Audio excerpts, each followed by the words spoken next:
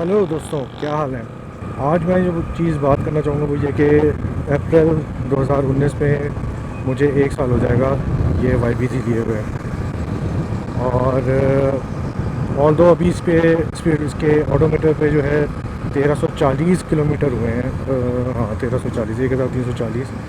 1 साल के लिहाज से ये बहुत कम है। तो एवरेज महीने का 110 किलोमीटर बनता है, जो कि बहुत कम है। लेकिन अगेन आई थिंक 1 साल अच्छा खासा होता है कि आप उसमें एक जज कर सकते हैं कि क्या बाइक्स में खामियां हैं, खूबियाँ हैं। It's good enough time. वक्त के साथ साथ बाइक में फॉल्ट्स आते रहते हैं, और जैसे जैसे आप बाइक चलाते हैं तो आपका परसेप्शन थोड़ा बहुत चेंज होता है। कुछ चीज़ें ज़्यादा बेहतर लगने लगती हैं, कुछ चीज़ें आपको ख़राब लगने लगती हैं। तो I think it's a good time कि अब हम एक दोबारा एक शॉर्ट इसका रिव्यू कर लें। इसके पॉइंट में कि इसमें क्या चाहिए हैं, क्या बुराइयाँ, मुझे क्या चीज़ इसमें पसंद आई हैं, क्या इसमें अच्छी नहीं है। तो जनाब शुरू करते हैं सबसे पहले फ्रंट से। अगर हम फ्रंट से स्टार्ट करते हैं तो हेडलाइट इसका एक पॉजिटिव है। मुझे बहुत पसंद है कि हेडलाइट काफ़ी ब्राइट है, और 1 साल हो गया इसमें कोई भी मुझे मसला नहीं आया। तो I think headlight is a plus point. इसके बाद फिर आगे बात करते हैं इसके प्लास्टिक मडगार्ड की। उसमें मैं शामिल करूँगा टायर्स और रिम्स को भी। टायर्स में दोनों 18-18 ही लगे हुए हैं, और ऑल दो सर्विस के हैं। और मैं ये नहीं कहूँगा कि बहुत अच्छे टायर्स हैं। इसका पिछला टायर स्लिप मारता है, स्पेशली अगर कोई आप ऐसे हों कि जहाँ रोड पे मिट्टी हो या पानी पड़ा हुआ हो, तो अगर आप टर्न ले रहे हो तो स्लिप मारता है। और ये मैंने भी ऑब्ज़र्व किया है पिछले 1-2 महीने में। तो लेकिन अगेन मेरा एग्रेसिव स्टाइल नहीं है, तो मैं अभी इसी पे ही चलाऊँगा। क्योंकि अगर आपको उसका टायर चेंज करना है तो टिम्सन के टायर्स आते हैं, और अगर आपको ग्रिप चाहिए तो कोशिश करें कि सॉफ्ट रबर का टायर यूज़ करें। क्योंकि आपका टायर जितना सॉफ्ट होगा उतनी ही वो ज़्यादा रोड को पकड़ेगा। ऑल दो उसकी लाइफ थोड़ी कम होती है सॉफ्ट टायर की, लेकिन उससे ये होता है कि आपका ग्रिप बहुत अच्छी होती है उसकी, क्योंकि रोड को पकड़ लेता है सॉफ्ट रबर जो होता है। यामाहा की ये वन ऑफ द, वैसे तो बहुत सारी क्वालिटीज़ हैं यामाहा YBR, YBG और YBZ की, लेकिन उनमें से one of the best qualities मुझे इसका जो सस्पेंशन और उसका जो शॉक एब्जॉर्बर सिस्टम है वो लगता है। जितनी बाइक्स मैंने चलाई हैं, छोटी बाइकों की बात करूँगा मैं, 70, 100, 125, 110 and 150 and all that thing. मुझे अब तक जितनी भी ये सुजुकी, यामाहा, होंडा और जितनी भी मैंने बाइक्स अब तक चलाई है इस कैटेगरी में, मुझे अब तक सबसे अच्छे जो सस्पेंशन और शॉक्स जो हैं मुझे इस बाइक के लगे हैं। बहुत ही स्मूथ हैं, बहुत ना बहुत ज़्यादा हार्ड है ना बहुत ज़्यादा सॉफ्ट हैं।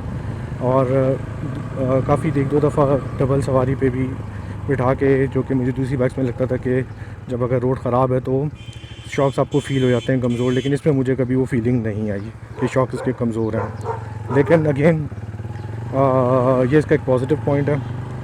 अब आ जाते हैं इसके स्पीडोमीटर की तरफ। उसको कुछ लोग स्पीडोमीटर कहते हैं, कुछ स्पीडोमीटर कहते हैं, तो हम उसको स्पीडोमीटर कहेंगे। तो उसमें मुझे बहुत कंसर्न है, ये एक इसका नेगेटिव पॉइंट है।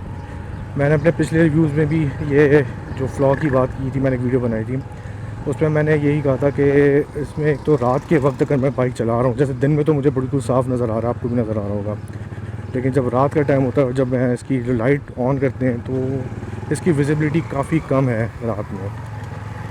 पता नहीं, मुझे किसी बात समझ नहीं आई कि ये मेरी जो ऑब्ज़र्वेशन है वो ये है कि 2016 या 17 तक इसमें जो मीटर लगा रहे थे, वो स्पीडोमीटर, ये सारा जो इंस्ट्रूमेंट क्लस्टर जो लगा रहे थे वो इम्पोर्टेड ही था मेरे ख्याल में, या कहीं से सोर्स किया था। लेकिन जब से इन्होंने ऑलसन्स, जो कि एक पाकिस्तानी कंपनी है और बड़ी अच्छी कंपनी है, काफ़ी गाड़ियों के भी वो मीटर्स उस तरह के पार्ट्स बनाते हैं, जब से इन्होंने आउटसोर्स किया इसको ऑलसन्स को, तो ऑलसन्स को आउटसोर्स करने के बाद जो है इसमें मुझे ऑब्जर्वेशन आई है कि स्पेशली जो मेरा वाला मॉडल इसमें ऑलसन्स का लगा हुआ है, कि एक तो इसकी रात को विजिबिलिटी अच्छी नहीं है।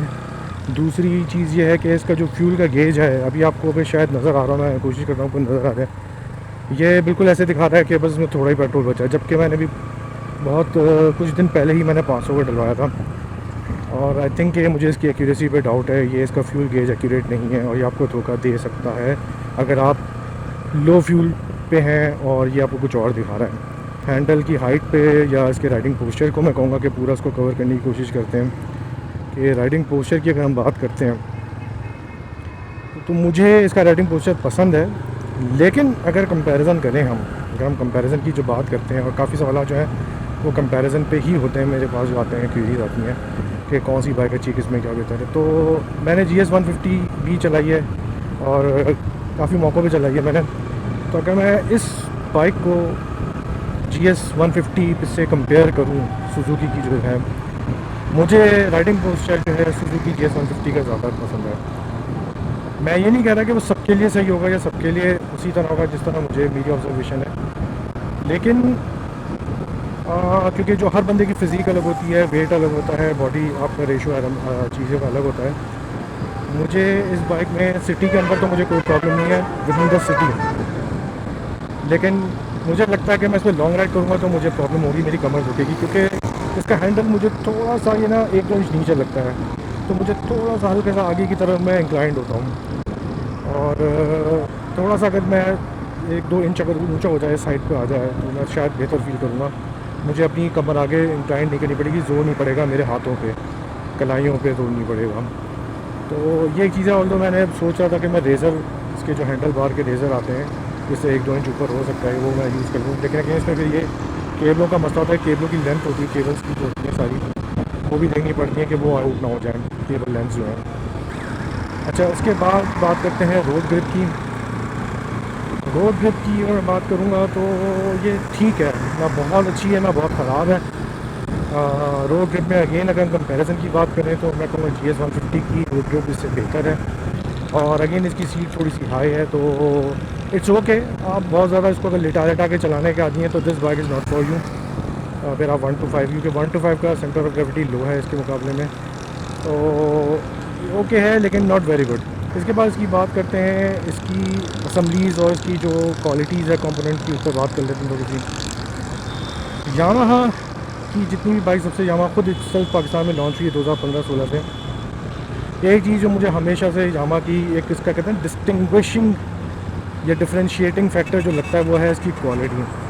आप इसकी असम्बलीज़ देख लें, इसकी लेवर आर्म्स देख लें, इसकी हैंडल बार देख रहे हैं, इसके अलावा रिम, इसके जो रिम लगे हुए वो देख रहे हैं, हर चीज़ अच्छी बेहतरीन क्वालिटी की लगी हुई है। कोई चीज़ में, हालांकि मैं बाइक खुद वॉश भी करता हूँ और काफ़ी दफ़ा सर्विस सेंटर से भी वॉश कराई है, लेकिन किसी जगह पे कोई भी रस्ट का बिल्कुल भी कोई वो नहीं है, निशान है कि इस पर रस्ट आ रहा है या रस्ट आने वाला है। कराची का वेदर वैसे ही जो समुंदर के साथ होने की वजह से बहुत ह्यूमिडिटी ज़्यादा है, कोस्टल लाइन है, तो वहाँ पे ज़्यादा लगता है, और फिर अगर आप यहाँ पे पानी भी बोरिंग का चल रहा होता है, तो ये तमाम फैक्टर बड़ा ऐड करते हैं किसी भी ऐसी बाइक या व्हीकल की क्वालिटी को। जंग लगता है कराची में, वैसे ही मसला ज़्यादा है, लेकिन अल्हम्दुलिल्लाह 1 साल होने को है इसके, चाहे आप व्हील उठा लें, इसकी कोई भी असम्बली, कोई भी इसका स्टील का, मेटल का कोई भी पार्ट उठा लें, इसमें कहीं भी मुझे अभी तक कहीं ऐसा कोई आसान नज़र नहीं आया कि ऑक्सीडेशन हो रही है और जंग लगना शुरू हो रहा हो। तो ये तो इसकी क्वालिटी हो गई बहुत ज़बरदस्त। और उस क्वालिटी में मैं एक और चीज़ ऐड करूँगा, इसकी वायरिंग और केबलिंग जो भी इन्होंने की हुई है बहुत ही नफासत से, बहुत अच्छी तरीके से। एटलीस्ट जब जो ये मेरा मॉडल जो मैं चला रहा हूँ और इससे पहले के जो मॉडल हैं उनके, मैं कह सकता हूँ कि बहुत ही ज़बरदस्त क्वालिटी है और कोई इशू नहीं नज़र आया मुझे। तो अगर हम बात करें लाइट्स वाइट्स की, इंडिकेटर्स की, सारे अभी तक फंक्शनल हैं, कोई मुझे बल्ब चेंज नहीं करना पड़ा। इंजन की बात करते हैं, इंजन 125 सीसी है और ओवरहेड जो है कैम है और बैलेंसर के साथ है इसमें, तो बहुत स्टेबल है, वाइब्रेशन बिल्कुल नहीं होती इसमें। होती हैं, बिल्कुल तो नहीं कहूँगा, 100% तो नहीं कहूँगा, लेकिन अगर कंपेयर करें दूसरी बाइक से तो उसके मुकाबले में इसका इंजन बहुत कम वाइब्रेशन में होता है। और इवन का थोड़ा सा अगर हाई रेफ पे भी अगर आपको चलाएं तो पाँव में जिस तरह आपको 125 CG 125 या दूसरी बाइक में आपको जो एक फ़ील होती है वाइब्रेशन, आपके पाँव में गड़गड़ाहट महसूस होती है, वो इसमें बिल्कुल नहीं होती। परफॉर्मेंस की बात करें, टॉर्क की बात करें, तो I think I am not the right person to ask this question, क्योंकि मैं बहुत स्लो, बहुत इत्मीनान से चलाता हूँ, तो ना मैं टॉर्क के बारे में आपको सही बता सकता हूँ, ना मैं आपको ये कह सकता हूँ कि ये बहुत तेज़ भागती है और कोई इसको पकड़ नहीं सकता, हटो बच्चों वाली कहानी है, ऐसा कुछ नहीं है। तो लेकिन जहाँ तक, हाँ, जितना भी मुझे जब भी कभी इसकी फ़ील हुई है कि मुझे थोड़ा सा कहीं कट दे के निकालना है जल्दी में, तो मुझे कोई लैकिंग इसकी फ़ील नहीं हुई। तो engine performance is okay, good enough जो भी 125 सीसी के लिहाज से। साइलेंट भी है काम, तो वाइब्रेशन भी नहीं है। कार्बोरेटर की बात कर लेते हैं। कार्बोरेटर इसका जो है बटरफ्लाई कार्बोरेटर है, नॉर्मल जो ट्रेडिशनल पुराने कार्बोरेटर से बेहतर परफॉर्मेंस है। फ्यूल एवरेज इसका बेहतर है। फ्यूल एवरेज पे भी बात कर लें, बहुत ज़्यादा लोग मुझसे सवाल करते हैं यार इसका फ्यूल एवरेज क्या है, फ्यूल एवरेज क्या है। फ्यूल एवरेज डिपेंड करता है रोड कंडीशंस पे, आपकी ड्राइविंग स्टाइल पे और कराची के ट्रैफिक पे या जिस शहर में भी आप रह रहे हैं। मैं फिर भी आपको बता देता हूँ उसका एक एवरेज फ्यूल जो है, इसका जो एवरेज है वो आप समझ लें 35 to 40 किलोमीटर्स पर लीटर के दरमियान आता है। तो आप उस हिसाब से उसको देख सकते हैं। हम पहुंच गए वैसे ताहा की तरफ, हमज़ा के पास आ गए हैं। बाकी चीज़ें मैं जब यहाँ से निकलूँगा तब कवर करूँगा। तो कंटिन्यू करते हैं इसको। जी अली की बात, मैं ऐसे सोचा हूँ कि आपको ताहा की बाइक भी दिखा दूँगा आपको। एक नॉट द वो ये कंप्लीट, ये आपको नज़र आ जाएगी।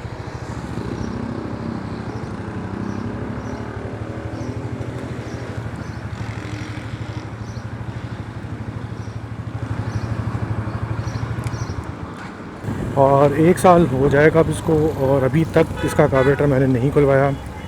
ऑल्दो मुझे अब ऐसा लगता है कि अब इसका मुझे खुलवा के प्रॉपर क्लीनिंग करवानी पड़ेगी, क्योंकि इसके जो जेट फ्लोज़ होते हैं उसमें कचरा आ जाता है, पेट्रोल इतना साफ़ नहीं होता। उसके अलावा मेरी बाइक ज़्यादातर खड़ी रहती है, और जब बाइक आपकी ज़्यादातर खड़ी रहती है तो उसका ये नुकसान होता है कि जहाँ भी आपका फ्यूल पेट्रोल यूज़ होता है तो वहाँ पे वो डर्ट एक्यूमुलेट कर लेता है। जहाँ तक बात है परफॉर्मेंस की, हम बात कर रहे थे इंजन की, कार्बोरेटर की, इसमें कार्बोरेटर भेजा है बटरफ्लाई। सही है, इतनी ज़्यादा कोई चलाई भी नहीं है, मेंटेनेंस का भी कोई मुझे इतना ज़्यादा फील नहीं होता। अभी भी देखिए मैं चला रहा हूँ और मुझे कोई इतनी ज़्यादा कोई मिसिंग फील नहीं हो रही। थ्रॉटल में मुझे कोई मसला फील नहीं हो रहा। जहाँ मैं थ्रॉटल देता हूँ तो बाइक का रिस्पॉन्स अच्छा है, जैसा कि मैंने थ्रॉटल दिया। तो आप ये देखें, बाइक का रिस्पॉन्स बहुत अच्छा है। ईजीली 80, जो कि मैं इतनी तेज़ चलाता भी नहीं, 80 पे भी नहीं चलाता मैं, तो मुझे थ्रॉटल रिस्पॉन्स भी मुझे इसका सही लगता है। बट इसकी सीटिंग, जैसे मैंने कहा, राइडर के लिए पोस्चर इसका इतना अच्छा नहीं है। अब जो पिलियन राइडर है, जो पीछे बैठता है, यामाहा की जो ज़्यादा सीट्स हैं, ऑल्दो YBZ की सीट काफ़ी कंपैरेटिवली फैमिली के मुताबिक बनी हुई, लेकिन स्टिल इसकी सीट पीछे से थोड़ी सी इंक्लाइंड एंगल पे होती है। तो जो अगर कोई लेडीज़ आपके साथ बैठती हैं उनको थोड़ा सा प्रॉब्लम होता है कि उनकी जो झुकाव होता है वो ज़्यादा, वो उनका हाथ पे ज़ोर आ रहा होता है। तो थोड़ी सी ये, अगर फीमेल पिलियन राइडर है तो उनके लिए अनकम्फर्टेबल है ये।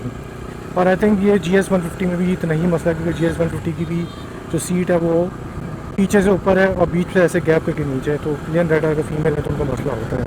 और 1 साल हो जाएगा, बाइक सही चल रही है। तो अगर देखा जाए तो इट्स अ गुड परचेज़। आप में से जो अभी भी लेना चाहते हैं तो ये बाइक बहुत अच्छी है इस पॉइंट ऑफ व्यू से कि जो कंपैरेटिव दूसरी मॉडल्स अवेलेबल हैं या जो दूसरी बाइक्स अवेलेबल हैं, quality wise Yamaha is still very good comparing to Honda and Suzuki. और इसकी जो तमाम चीज़ें जो हैं फंक्शन पॉइंट ऑफ व्यू से it's up to the mark. मैं कभी भी ये नहीं कहूँगा कि भगाना है या ये है, जो इसको भगाने के पॉइंट ऑफ व्यू से बहुत कंपेयर कर रहे होते हैं, तो सॉरी, उसमें मैं आपको फीडबैक नहीं दे सकता, क्योंकि मैं खुद I am not a racer और I am not an aggressive rider. तो it's a good bike, good purchase. और अब तो माशाल्लाह से डॉलर सुना है 160 पे जा रहा है, दिन बदन तरक्की कर रहा है डॉलर तब्दीली की हवाओं के साथ। तो ये मैंने परचेज़ की थी, उस वक्त इसकी कीमत थी रिटेल प्राइस, एक शोरूम प्राइस जो थी 1,16,000 थी, और मैंने सुना है अब 1,24,000 तक चली गई है। और अगर डॉलर, और जैसे कैसा तुम्हें साहब जो बता रहे थे बड़े फ़ख्र से कि 160 तक डॉलर जाएगा अप्रैल में, तो आप खुद गेज कर सकते हैं कि इसकी प्राइस कहाँ चली जाएगी। आई थिंक 130-140 तक चली जाएगी। तो आई एम लकी।